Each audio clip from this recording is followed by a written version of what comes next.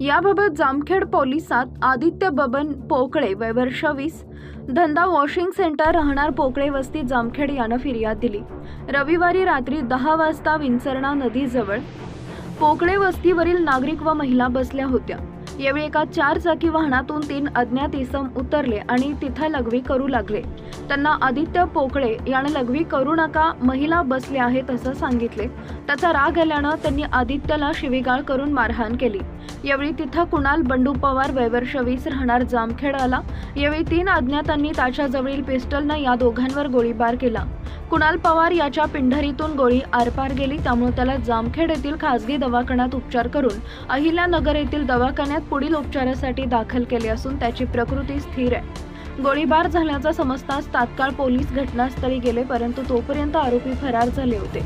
यानंतर अतिरिक्त पोलीस अधीक्षक डॉक्टर प्रशांत खैरे, पोलीस उपअधीक्षक उगले व पोलीस निरीक्षक महेश पाटील यांनी भेट दिली।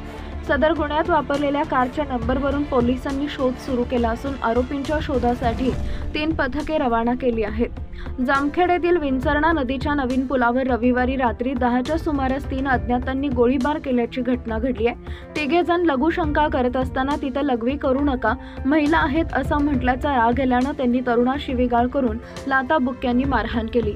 तसेच जीवे ठार मारण्याच्या उद्देशानं तरुण व त्याच्यासोबत असलेल्यांवर गोळीबार केला। यामध्ये एकाच्या पायाला गोळी लागली असून त्याला अहिल्यानगर येथील खासगी हॉस्पिटलमध्ये उपचारासाठी दाखल करण्यात आले। सध्या त्याची प्रकृती स्थिर आहे। घटनेची माहिती मिळताच अतिरिक्त पोलीस अधीक्षक डॉक्टर प्रशांत खैरे, कर्जत उपविभागीय पोलीस अधिकारी, पोलीस निरीक्षक यांनी घटनास्थळी भेट देऊन 3 पथके आरोपींच्या शोधासाठी पाठवले।